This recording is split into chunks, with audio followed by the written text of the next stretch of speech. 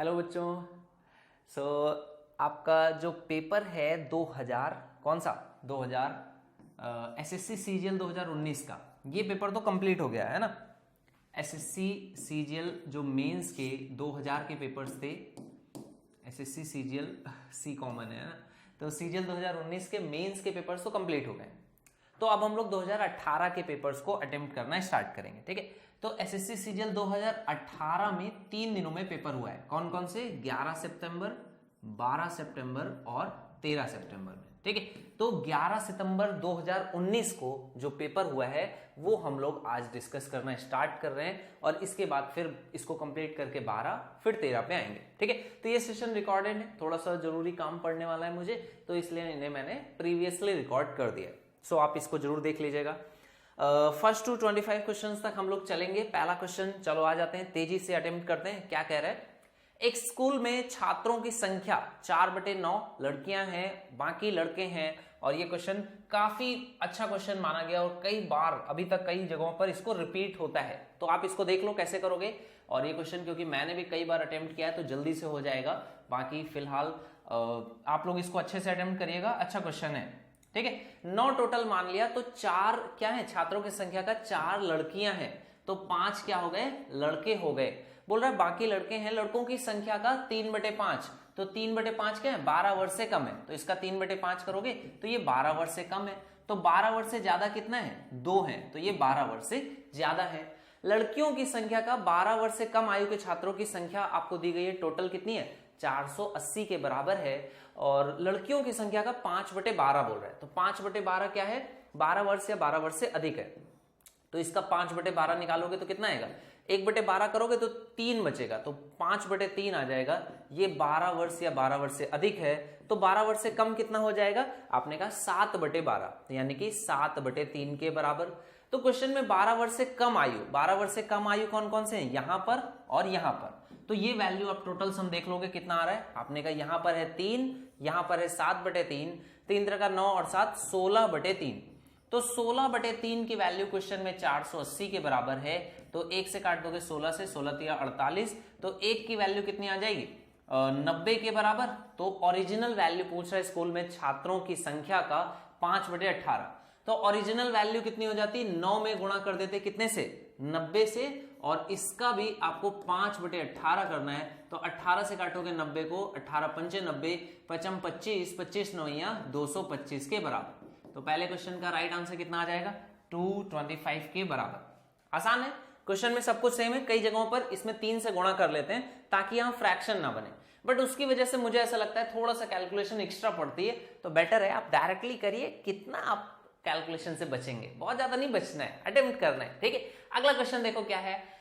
x + y + z दिया है, x² y² z² x³ y³ z³। जल्दी से अगर आपको गैसेस हो जाते हैं x y z के तब तो ठीक है, अदरवाइज बहुत ज्यादा गैस के चक्कर में नहीं, डायरेक्ट फॉर्मूले से आप क्वेश्चन को सॉल्व करिए। तो गैस करने का तरीका रहता है कि जितना बड़ा नंबर है सबसे बड़ा उसके पास का परफेक्ट क्यूब कौन सा हो सकता है, तो 729 हो सकता है।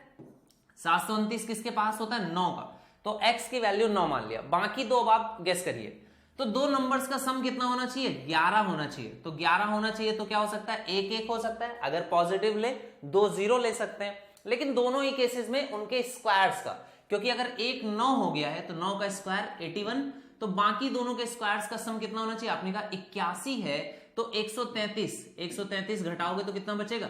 8 5 13, 52 तक पहुंचना है। तो आपने कहा स्क्वायर्स का सम 52 कैसे पहुंच सकता है? तो इसका मतलब एक पॉजिटिव होगा एक निगेटिव होगा, तो एक पॉजिटिव एक निगेटिव में मैं 1 6 और 1 को -4 ऐसा ले लेता हूं। क्यों ऐसा लिया? ऑप्शंस को देखिए, ऑप्शंस को देखा तो 6 है 8 है 6 है 8 है। देखो 8 तब बन सकता है किसी भी संख्या का क्यूब रूट जब वो 2 या 2 के मल्टीपल्स हों, लेकिन 9 तो हमने पहले ही फिक्स कर लिया है, तो इसका मतलब 6 या -6 में हो सकता है। और -6 बनाने के लिए यही दो नंबर्स हैं, जब आप इसको मल्टीप्लाई करोगे तो ये कितना बन जाएगा? -216, -216 आ जाएगा। तो ये वैल्यूज 6 और 4 से पॉसिबल है। ठीक है, तो 6 और 4 मैंने ले लिया। अब देखो 6 और 4 लोगे तो 11 सेटिस्फाई करेगा। 6 का स्क्वायर कितना होता है? 36, और 4 का स्क्वायर होता है 16, और यही आपका सम बना देता है 52 के भी बराबर। तो वैल्यूज आपकी सेटिस्फाई कर दी, राइट आंसर क्या हो जाएगा? -6 के बराबर। ये भी क्वेश्चन देखो, ये होता है जब आप क्वेश्चंस पहले से अटेम्प्ट करे हो तो आपको डायरेक्ट वैल्यूज दिमाग में आने लग जाती हैं। सो इन चीजों से मैं बचना चाहता हूं, लेकिन कुछ क्वेश्चंस हैं जो मुझे याद हैं या कई बार एग्जाम में पूछे गए, अटेम्प्ट हो गए।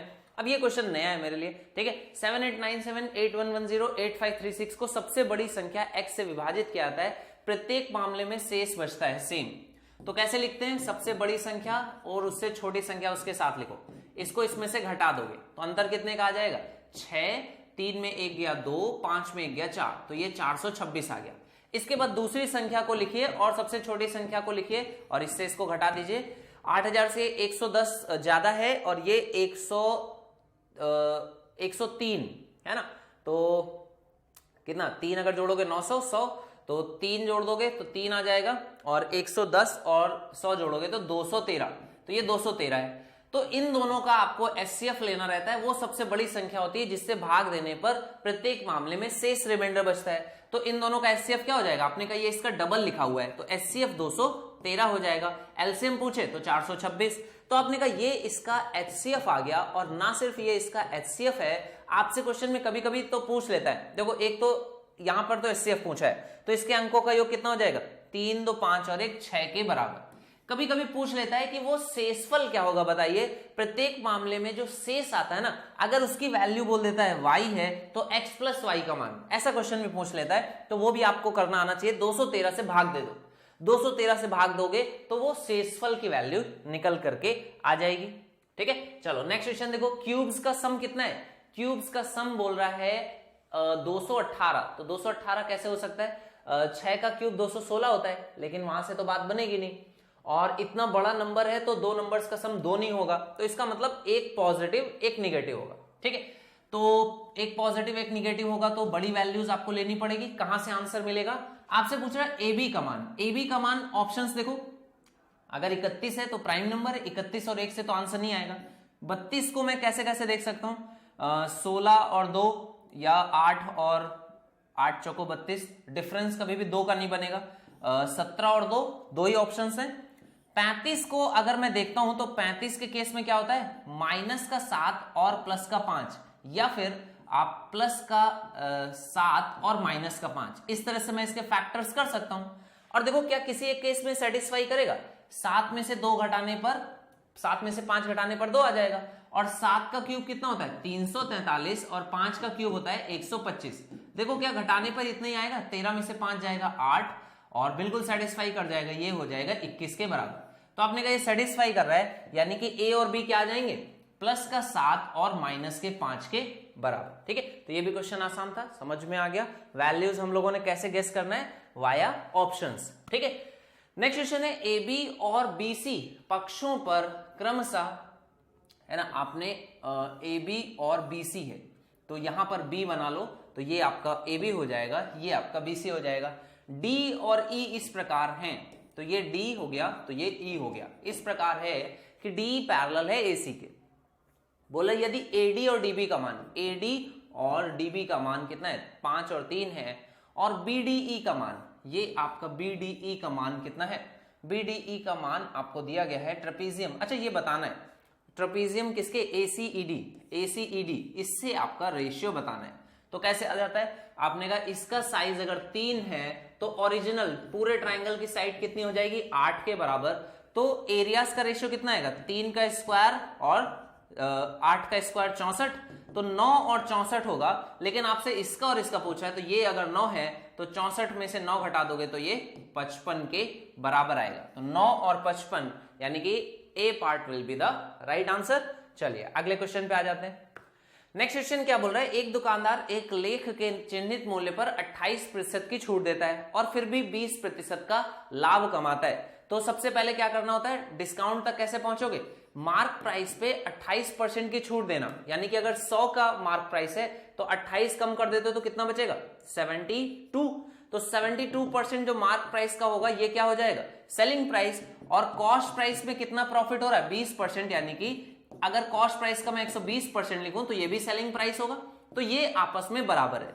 तो मार्क प्राइस और सेलिंग प्राइस, कॉस्ट प्राइसेस का रेशियो आ जाता है, कितना आ जाता है 120/72, या फिर देखो 8 से कट जाएगा 9 8 72, 15 8 120, तो 9 और 15 और 9, या फिर 3 से और काट दो तो कितना आ जाएगा 5 और यहां पर 3।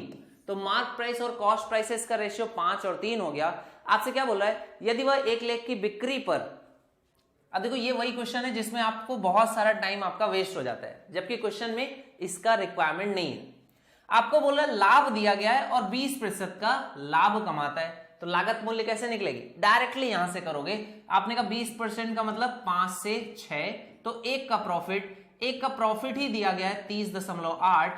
तो आपसे क्या पूछ रहा है, लेख का लागत मूल्य कितना होगा, कितना हो जाएगा 5 की वैल्यू आप निकाल दोगे, 5 से 15 150, और यहां पर कितना आ जाएगा 5 से 15 हो जाएगा 150 हो गया, और ये वैल्यू आपकी निकल करके कितनी आ जाएगी 150 और 8 पंजे 40, तो 4 के बराबर। तो टोटल सम कितना आ जाएगा 154, यानी कि ये इसका राइट आंसर हो जाएगा।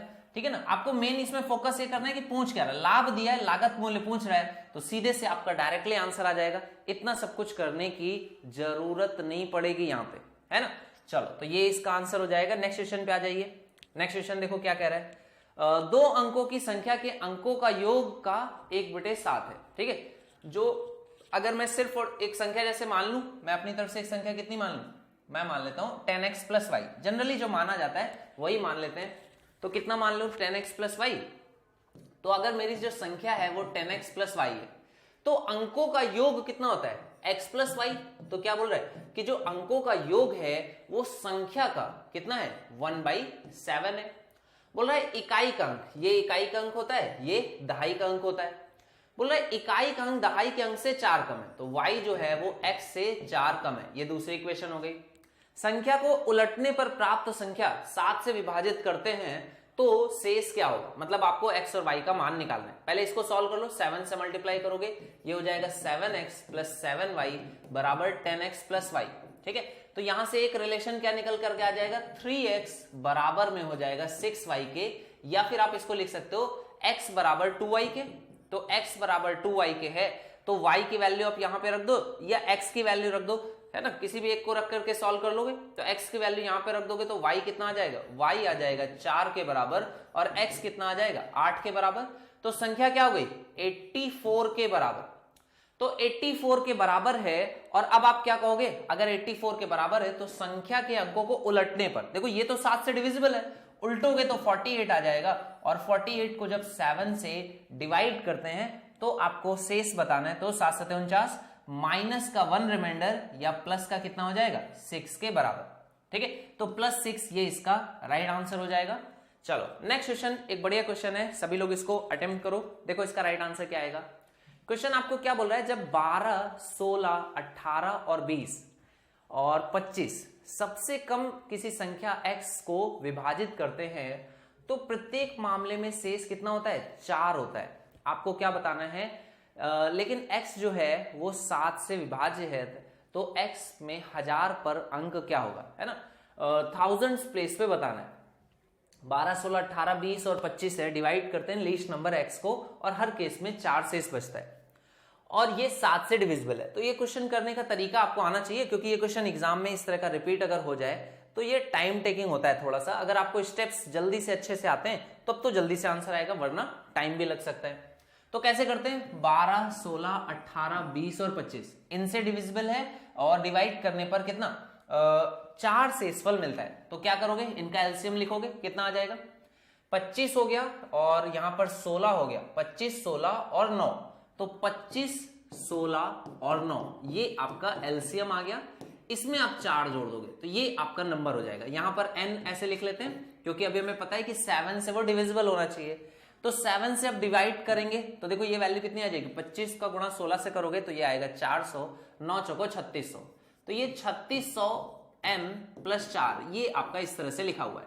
तो 7 से डिवाइड कर दोगे तो 7 × 35, 1 आएगा, 7 × 7, 3 आएगा, 7 चौको 28, तो यहां पर 2 रिमाइंडर प्लस का बच रहा है, प्लस का 2 रिमाइंडर 2n + 4 ये वैल्यू है।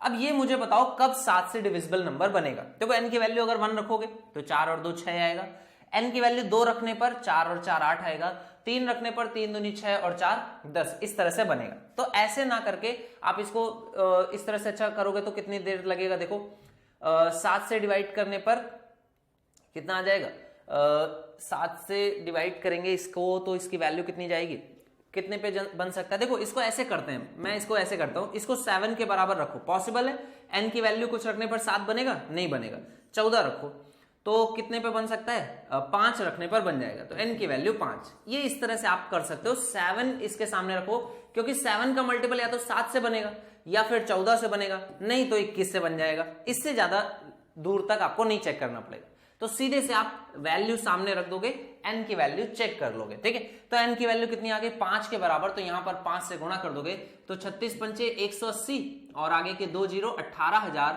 और इसमें आप 4 जोड़ दोगे तो ये आपका संख्या हो जाएगा।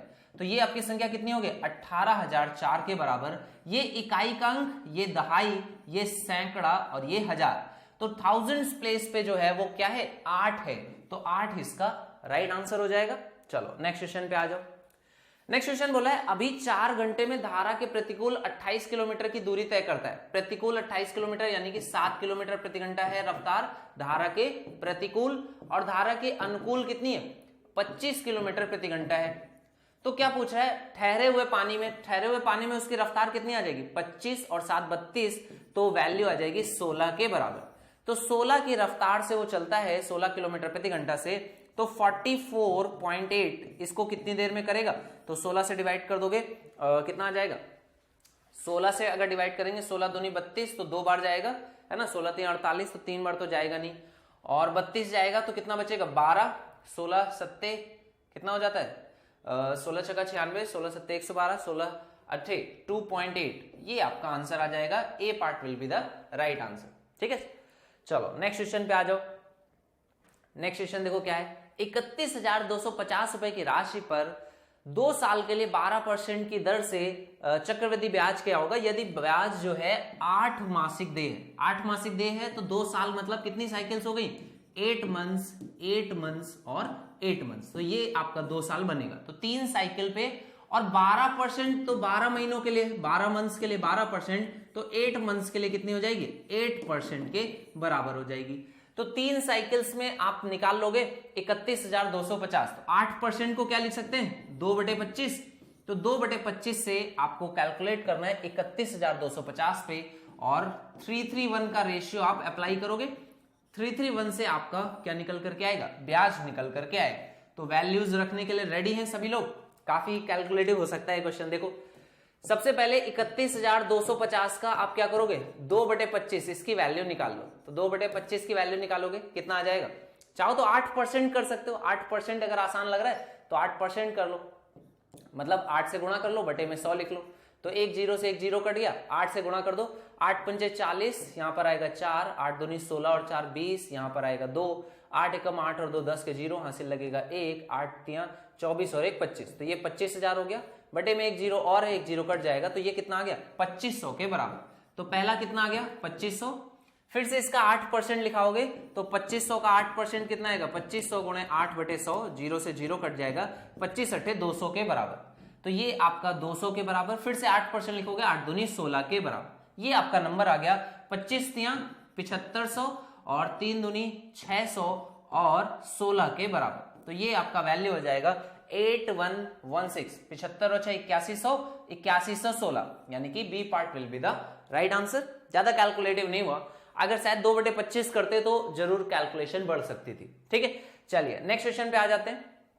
नेक्स्ट क्वेश्चन का देखो राइट आंसर क्या आएगा, आपको दिया गया है ए और बी ने x से y और y से x अपनी यात्रा तय करी है, तो स्पीड्स का रेशियो आप देख लोगे कितना आ जाएगा, एक दूसरे को पार करने के बाद अपनी यात्रा के शेष समयों को, है ना, तो t2 अपॉन में t1 आएगा।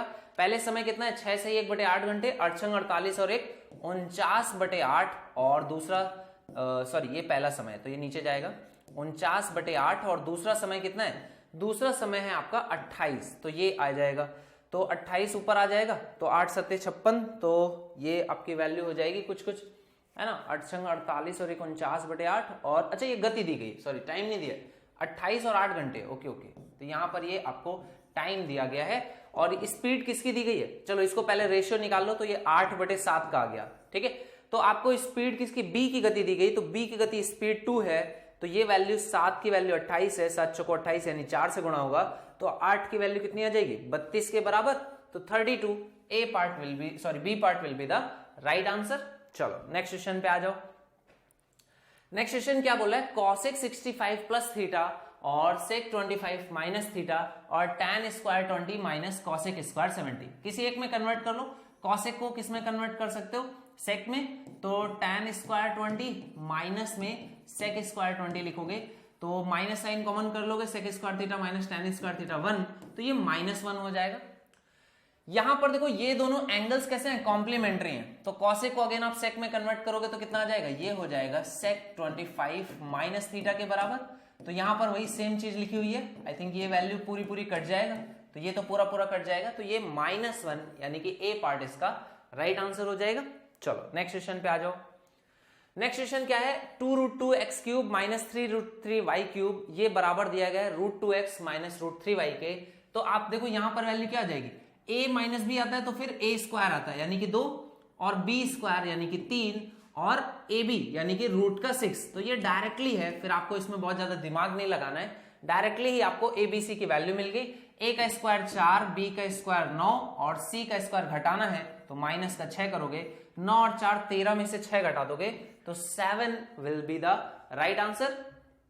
तो इस क्वेश्चन का answer a square plus b square minus plus A B, तो √6, तो √6 हो गया, c का स्क्वायर किया 6, 9 और 4 13, 13 में से 6 घटाया 7 इसका राइट आंसर हो जाएगा। ठीक है, चलो नेक्स्ट क्वेश्चन पे आ जाओ। नेक्स्ट क्वेश्चन बोल रहा है शंकु के आधार की त्रिज्या दोगुनी की जाती है तो नए शंकु का आयतन, देखो त्रिज्या अगर दोगुनी करी जाती है तो शंकु का आयतन जो होता है वो किन किन बातों पर डिपेंड करता है, रेडियस और हाइट पे डिपेंड करता है। तो अगर आप इसका आयतन डबल कर रहे हो, ठीक है, रेडियस डबल कर रहे हो, तो रेडियस 1 से 2 हो गई, तो रेडियस के स्क्वायर पे डिपेंड करता है। ठीक है, और नए शंकु का आयतन मूल शंकु के आयतन से 3 गुना है, तो आयतन जो हो गया वो 3 गुना हो गया, तो ये वैल्यू कितनी हो गई, 4 हो गई। तो ये 4 तो चाहिए नहीं, तो 4 से इसको बैलेंस करोगे और इसको 3 कर दोगे, तो मूल शंकु और नए शंकु के ऊंचाई का अनुपात क्या होगा, तो ये इनकी ऊंचाइयों का अनुपात आ जाएगा 4 और 3। या आप इसको ऐसे भी कर सकते हो कि अगर ओरिजिनली रेडियस कितनी थी 1 थी और हाइट h1 थी, तो ये डबल किया गया तो 2 का स्क्वायर और हाइट h2, तो ये वॉल्यूम्स कितना हो गया, 3 गुना हो गया, तो ये आ जाएगा। तो यहां से भी कर सकते हो तो भी 4 और 3 के बराबर आएगा, या तो आप सक्सेशन से देख सकते हो या आप बेसिक मेथड से भी अटेम्प्ट कर सकते हो। ठीक है, नेक्स्ट क्वेश्चन पे आ जाते हैं। अब ये क्वेश्चन क्या कह रहा है, x किलोमीटर प्रति घंटा की गति से यात्रा करने वाली एक ट्रेन ने 30 सेकंड में 200 मीटर लंबे प्लेटफॉर्म को पार किया और 20 सेकंड में 6 किलोमीटर प्रति घंटे की गति से उस दिशा में चलने वाले एक व्यक्ति को पीछे छोड़ दिया, तो x का मूल्य क्या है x का मूल्य पूछ रहा है, x का मूल्य तो बहुत ज्यादा होता है ना। तो ट्रेन की स्पीड आपको निकालनी है। अब देखो क्या कर रहा है, 30 सेकंड में 200 मीटर लंबे प्लेटफॉर्म को, तो 30 सेकंड में उसने 200 मीटर लंबे प्लेटफॉर्म को पार किया है और 20 सेकंड में 6 किलोमीटर प्रति घंटा की गति से चल रहे है ना। तो 6 सेकंड में अगर उसकी स्पीड x में मानता हूं, ठीक है, और ये किसमें, किलोमीटर प्रति घंटा में, तो मीटर पर सेकंड में कन्वर्ट करोगे तो 5/18, ये आ गई मीटर पर सेकंड में।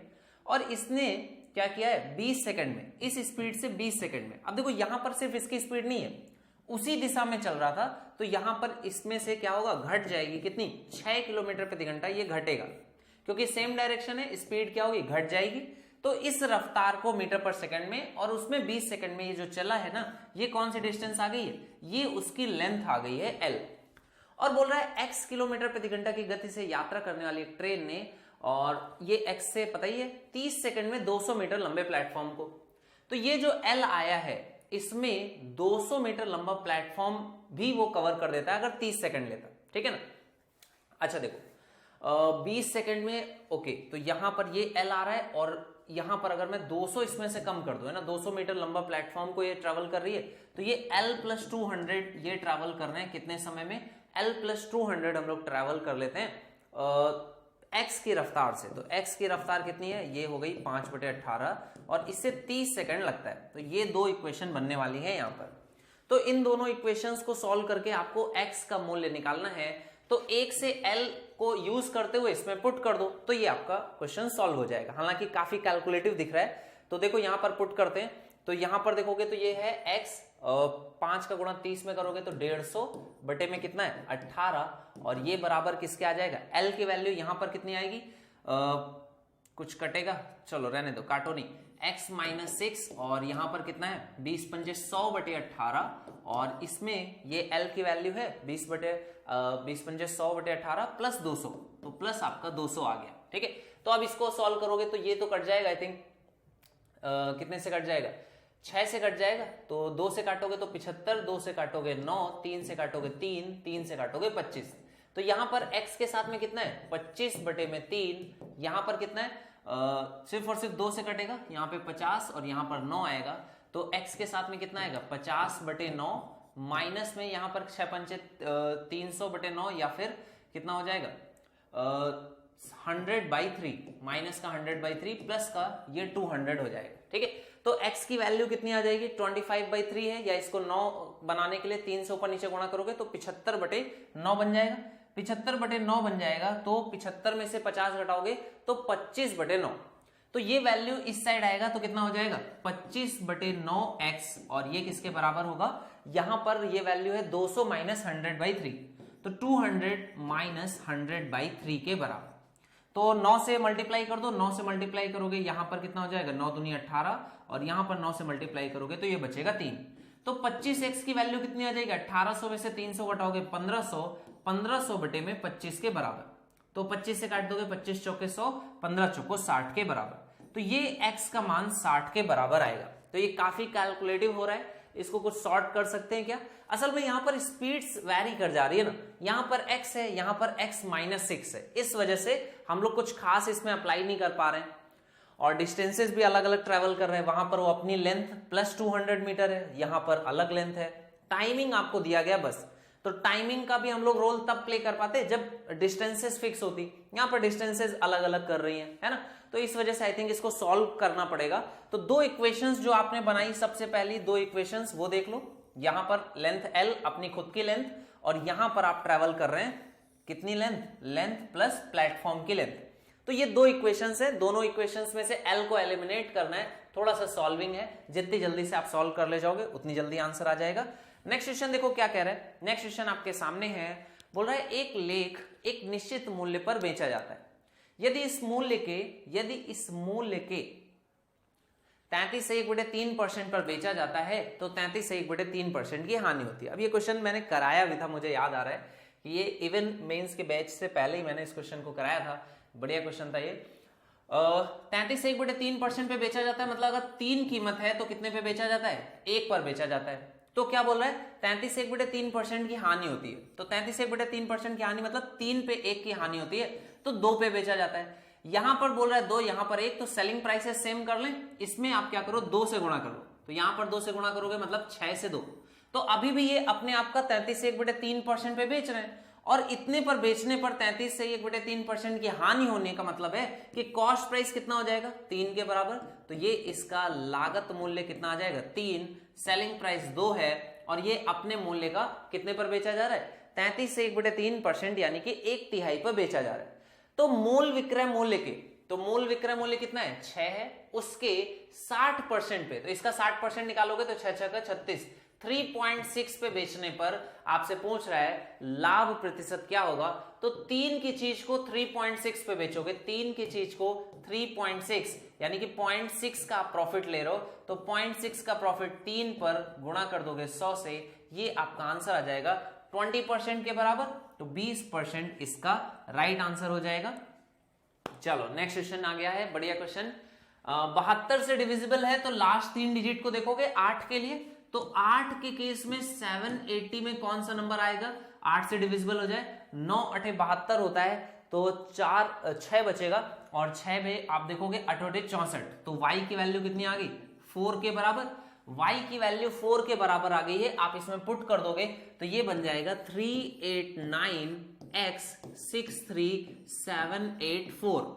अब देख लो 6 और 3 9 है, कट गया, 9 अपने आप में से कट गया, 8 और 4 12, और 12 और 7 कितना हो गया 19, तो 1 बचेगा, 18 9 से कटता है, 1 और 8 कट गया, तो बचा कितना 3 में क्या जोड़े कि 9 आ जाए, आपने कहा 6 जोड़ दीजिए, तो x का मान कितना हो जाएगा 6 के बराबर। तो x का मान 6, y का मान 4 आ गया। आपसे क्या पूछ रहा है, अंडर रूट में 6x, तो 6 छक्का 36 और 7y 7 चौको 28, तो ये वैल्यू कितनी बन जाएगी, 30 20 50 और 60 64, तो 64 यानी कि 8 के बराबर, अंडर रूट के बाहर 8 आ जाएगा। इजी है, आसान है, कर सकते हैं। चलो नेक्स्ट क्वेश्चन पे आ जाओ। एक व्यक्ति अपने माल को लागत मूल्य से x% ऊपर चिन्हित करता है और चिन्हित मूल्य पर 30% की छूट देता है। 30% की छूट मतलब मार्क प्राइस पे अगर 100% मानो तो 70% पे वो सेल कर रहा है, जिसकी वजह से उसका लाभ 5% है, यानी कॉस्ट प्राइस पे 5%, तो 105% अगर लिखूं तो ये भी इसका सेलिंग प्राइस है, ये भी इसका सेलिंग प्राइस है। तो मार्क प्राइस और कॉस्ट प्राइसेस का रेशियो कितना आ जाएगा, 105 और 70 का, या फिर 15 से काट दें, 15 से नहीं कटेगा, 7 और 35 से काटो सीधे से, 35 तिया 35 दूनी 3 और 2 का वैल्यू आ गया।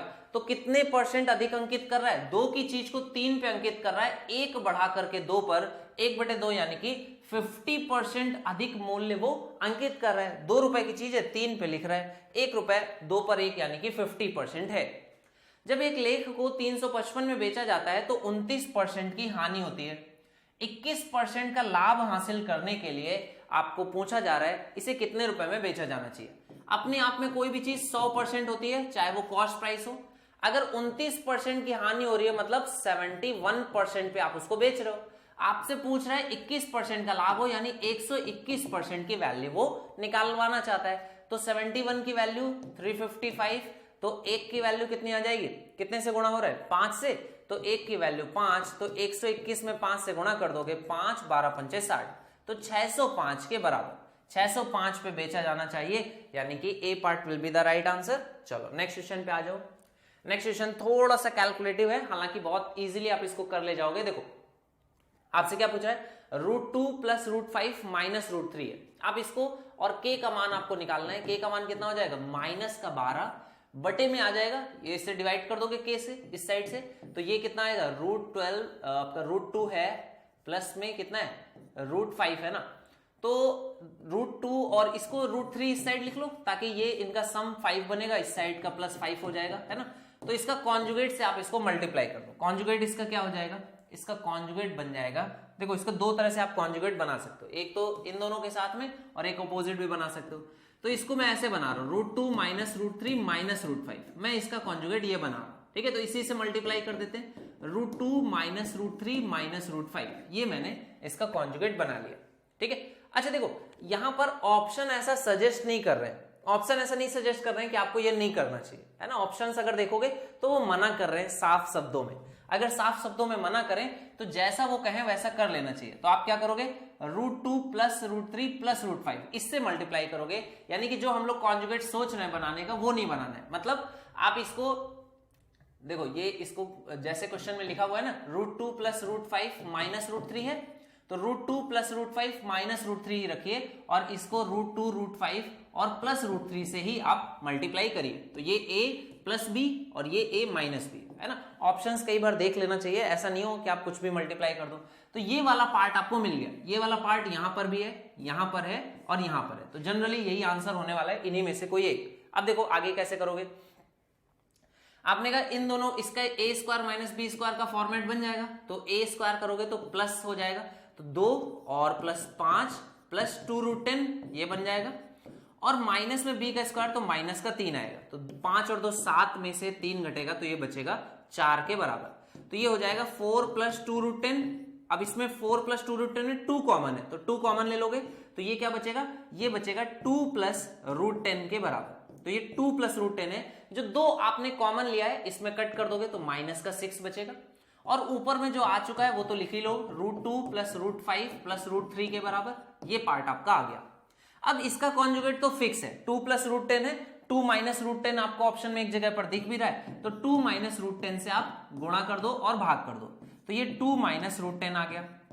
2 - √10 से जैसे ही गुणा करोगे तो क्या बन जाएगा, a², 2 का स्क्वायर 4 और माइनस का 10, तो ये माइनस का 6 बचेगा, यहां पर माइनस का 6 है भी और ये भी माइनस का 6 बन रहा है, तो ये क्या हो जाएगा, कट जाएगा, और ये वाला पार्ट ही आपका आंसर हो जाएगा, that is D part will be the right answer. समझ में आ गया, जल्दी से कैसे करना है, ऑप्शंस को देखते हुए आपको क्वेश्चन को करना है। नेक्स्ट क्वेश्चन आपके सामने है, क्या कह रहा है देखो, इसको कैसे जल्दी से अटेम्प्ट कर सकते हैं। वैल्यूज के फॉर्म में है साइन ए 1 प्लस साइन ए अपॉन में 1 plus sign A cos A, ठीक है। तो आपको बताना है इसकी वैल्यू क्या आएगी। देखो नीचे वाला पार्ट आपका है 1 plus sign A cos A, value put कर दे। अगर एंगल ए को मैं कितना 0 ले लेता हूं, ठीक है, जैसे ही 0 लूंगा तो ये पूरा टर्म 0 बन जाना चाहिए। तो 0 बनना चाहिए, यहां पर देखो अनडिफाइंड नहीं बन रहा है, एंगल ए 0 पर 0 बन जाना चाहिए। तो एंगल ए 0 पर क्या ये 0 बनेगा? नहीं, ये 0 तो नहीं बन रहा है। क्या ये 0 बन जाएगा? ये 0 बन रहा है। क्या ये 0 बनेगा? नहीं, ये भी 0 नहीं बनेगा। बढ़िया भाई, ऐसे क्वेश्चन होने चाहिए एग्जाम में ना। एंगल ए 0 रखा, क्वेश्चन हमारा 0, ऑप्शन में एक ही ऑप्शन है जो कि 0 बना पा रहा है। हो गया क्वेश्चन सॉल्व, बस खत्म, और नहीं करना है इसमें कुछ, ठीक है। नेक्स्ट क्वेश्चन देखो बोल क्या रहा है, एक शंकु के आधार का व्यास दिया है 42, तो रेडियस हो गई 21 के बराबर। घुमावदार सतह का क्षेत्रफल, ये जो घुमावदार सतह होती है ना, ये इसका क्षेत्रफल यानी कि पाई आर एल। तो पाई आर एल की वैल्यू दी गई है 2310। तो आपको बताना है अगर इसका व्यास इतना है तो आयतन कितना होगा। अब देखो यहां से पहले आपको एल निकालना पड़ेगा। तो ये पाई हो गया 22/7, रेडियस हो गई 21 और एल बराबर है 2310। तो 2310 है, 7 से 21 को काटोगे 3, 22 का गुणा 3 से करोगे 66, या इसको 11 से काट दो 2, इसको 11 से काटोगे 2 और 1, इसको 3 से काटोगे 7, इसको 2 से 0 काट दो 5, तो L की वैल्यू 35 आ गई। देखो L जो है वो है 7 गुणे 5, जो रेडियस है वो 7 गुणे 3 है, तो जो हाइट हो जाएगी वो 7 गुणे 4 हो जाएगी, ठीक है। तो अब आपको इसका आयतन निकालना है। शंकु है तो आयतन कितना होता है 1/3 बेस का एरिया यानी कि पाई आर स्क्वायर, रेडियस कितना है 21 है, तो 21 गुणे 21 और h कितना आया, h आ गया 7 गुणे 4, तो ये 7 गुणे 4 आ गया। ये वैल्यू आपको फाइंड आउट करनी है। एक 21 से एक 21 कट कर लो, 7 चौको 28 है, 21 है और 22 है, यूनिट डिजिट देख लो 2 और 1 और 28, 21, 22 और 28, इसको आपस में गुणा करना है। तो ये कितना आ जाएगा 8 दूनी 16 का 6, यूनिट डिजिट में 6 एक ही ऑप्शन में है, ये आपका राइट आंसर हो जाएगा, है ना। एक ही ऑप्शन में ऐसा दिया गया है भाई, बढ़िया बात है, एक ही ऑप्शन है इस तरह का यूनिट डिजिट वाला, तो यूनिट डिजिट का यूज भी हो गया इसी बहाने, ठीक है। चलो नेक्स्ट क्वेश्चन पे आ जाओ। अंडर रूट में 1 प्लस √3/2 है और माइनस में है 1 माइनस √3/2। देखो ये पार्ट जब भी रहता है ना, तो इसको आप एक को सॉल्व कर लो और उससे दूसरे का आंसर आप खुद ही से निकाल सकते हो। इस पार्ट को मैं क्या कर रहा हूं, वैसे तो इसका वैल्यू रहता है फिक्स, 2 प्लस √3/2 बन गया, 2 से ऊपर नीचे गुणा कर लो तो ये क्या बन जाता है, ये बन जाएगा 4 प्लस 2√3 अपॉन में 4, ठीक है। इसको लिख सकते हो 3 प्लस 1, इसको लिख सकते हो 3 इंटू 1, यानी कि ये जो वैल्यू लिखी हुई है ये क्या बन जाएगा √3 प्लस 1/2 के बराबर। तो ये जो टर्म लिखा है यही असल में ये बनने वाला है, तो ये जो टर्म यही बनने वाला है। तो आप इसको डायरेक्टली x को ऐसे लिखोगे, कैसे, √3 प्लस 1/2 और माइनस में √3 माइनस 1/2, तो √3 से √3 कट जाएगा, 1/2 से 1/2 जोड़ोगे तो ये कितना आ जाएगा 1 के बराबर। तो x की वैल्यू 1 के बराबर है, आप यहां पे पुट कर दोगे तो ये कितना आएगा √2 माइनस 1 अपॉन में √2 प्लस 1, कॉन्जुगेट से मल्टीप्लाई कर दोगे, √2 माइनस 1 √2 माइनस 1, ये बन गया 1, इसका स्क्वायर करोगे तो a square plus b square यानी कि 3 माइनस का 2√2, तो ये हो जाएगा। तो 2√2 की वैल्यू कितनी होती है, √2 की वैल्यू होती है 1.4, तो 2√2 यानी 2 से गुणा करोगे तो 2.8, 3 में से 0.8, और ये भी इससे भी छोटा जाएगा ना, क्योंकि यहां पर 414 होती है, तो ये 828 आएगा, तो 3 में से 2.8 घटाओगे तो 0.2 से भी छोटा यानी कि 0.17, ये इसका राइट आंसर हो जाएगा। चाहो तो आप घटा सकते हो, 3.000 में से 2.818, तो आप इसको घटाओगे तो पॉइंट का 17, ये आपका राइट आंसर आ जाएगा, ठीक है। यहां पर अप्रोक्सीमेट हो गया है, तो ये अप्रोक्सीमेट 82 इसको घटा दिया गया है ना, तो ये आपका एग्जैक्टली आ जाएगा, 10 में से 2 8 गया या 7 आ जाएगा, है ना। अप्रोक्सीमेट वैल्यू इसकी होगी 0.17 या 0.18 के बराबर। नेक्स्ट क्वेश्चन क्या बोल रहा है, 1 माइनस tan थीटा का स्क्वायर है अपॉन में 1 माइनस कॉट थीटा का स्क्वायर है, और ये आपको बताना है किसके बराबर होगा। तो कैसे करोगे, देखो 1 माइनस tan थीटा क्या लिखा हुआ है, ये इसको मैं लिख सकता हूँ साइन अपॉन में कॉस, तो ये वैल्यू बन जाएगी cos theta minus sine theta. Upon में कितना आएगा, अपॉन में साइन आ जाएगा। इसी तरह से 1 माइनस कॉट थीटा को लिख सकते हैं कॉस अपॉन साइन, तो ये क्या बन जाएगा साइन माइनस कॉस, अपॉन का कॉस ऊपर चला जाएगा। और देखो क्या ये सेम हो जाएंगे, cos minus sine, sine minus cos, क्योंकि स्क्वायर है तो माइनस प्लस का फर्क नहीं पड़ेगा, तो ये आपका बन जाएगा कॉस अपॉन में साइन, यानी कि cot square theta, cot square theta plus 1 करोगे तो 1 plus cot square theta cosec square theta के बराबर होता है। Basic question again. So next question और आज की क्लास के लास्ट क्वेश्चन पे आ जाते हैं। 18,000 रुपए की राशि पर 10% की दर से उधार ली जाती है, तीसरे वर्ष और चौथे वर्ष के बीच का चक्रवृद्धि ब्याज ज्ञात कीजिए। देखो अगर 2 वर्षों के लिए बात करते हैं तो कंपाउंड इंटरेस्ट 21 होता है, 3 वर्षों के लिए बात करते हैं तो 331 होता है, और 4 वर्षों के लिए बात करते हैं तो कंपाउंड इंटरेस्ट 4641 होता है।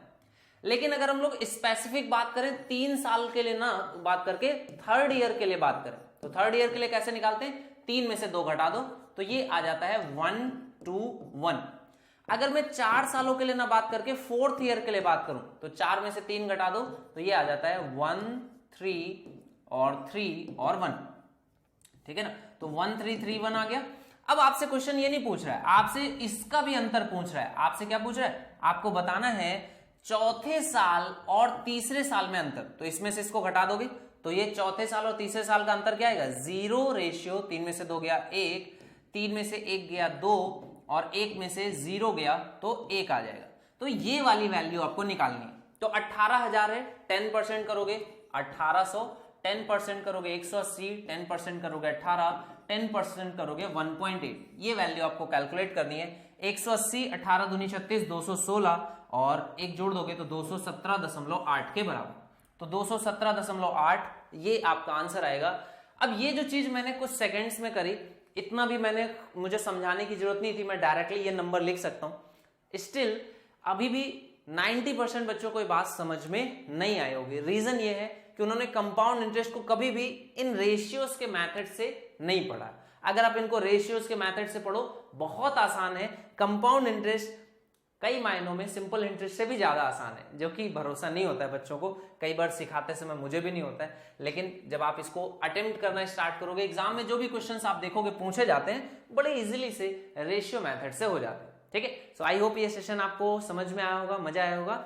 मिलते हैं नेक्स्ट सेशन में। Thank you so much, take care, bye bye.